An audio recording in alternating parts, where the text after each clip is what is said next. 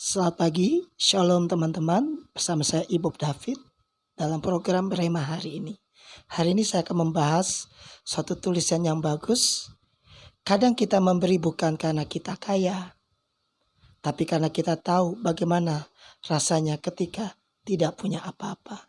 Kata-kata ini dalam, tapi betul adanya. Kita memberi bukan karena kita kaya, artinya harus menunggu kaya, berlebihan atau punya. Kita memberi karena kita bisa ikut merasakan seperti apa mereka yang kekurangan. Mungkin di antara kita pernah juga dulu tidak punya apa-apa atau kekurangan. Oleh sebab itu kata-kata ini bagus sekali, mengingatkan kita untuk kita kembali belajar memberi, menabur, memberkati orang-orang di luar sana yang saat ini mungkin tidak seberuntung, tidak sebaik kita kondisinya. Teman-teman, maukah kita belajar memberi dan berbagi?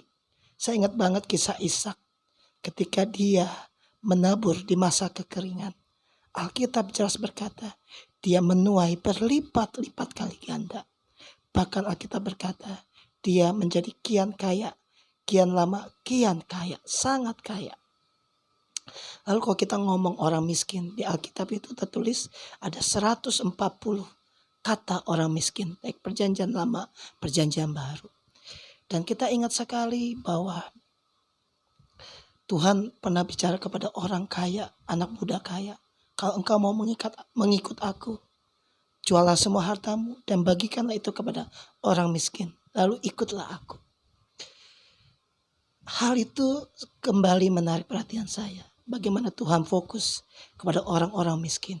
Bahkan di Matius 24 jelas Tuhan berkata, jika engkau melakukannya kepada saudaramu yang hina ini, engkau sudah melakukannya untuk aku. Teman-teman, hari ini Tuhan ingatkan tentang hal memberi. Bahkan dalam perjanjian baru Tuhan juga pakai seorang janda miskin yang memberi dari kekurangannya, persembahannya. Dan Tuhan berkata, mana yang lebih banyak memberi? Orang kaya atau orang miskin itu? Ternyata Tuhan berkata orang miskin itu, janda miskin itu. Karena dia memberi dari kekurangannya.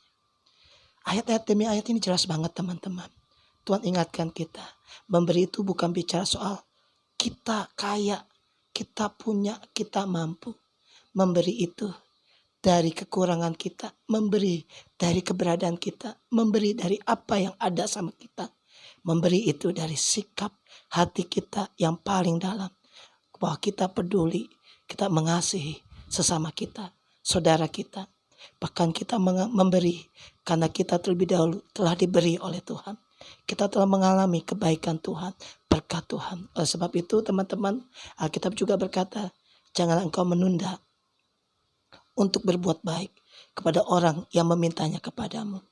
Hal-hal seperti inilah yang harusnya kita ingat. Waktunya kita memberi di masa seperti ini. Masa yang ada saat ini kepada mereka yang membutuhkan. Saudara-saudara, teman, sahabat, dan keluarga-keluarga kita yang membutuhkan. Percayalah apa yang kita tabur pasti kita tuai. Seperti Alkitab berkata, jangan engkau lelah jemu-jemu untuk berbuat baik. Karena pada waktunya engkau akan menuai kembali. Dan memberi terlebih dahulu kepada saudara seiman. Dan kepada mereka, semua sesama kita. Terima kasih Tuhan Yesus memberkati. God bless you.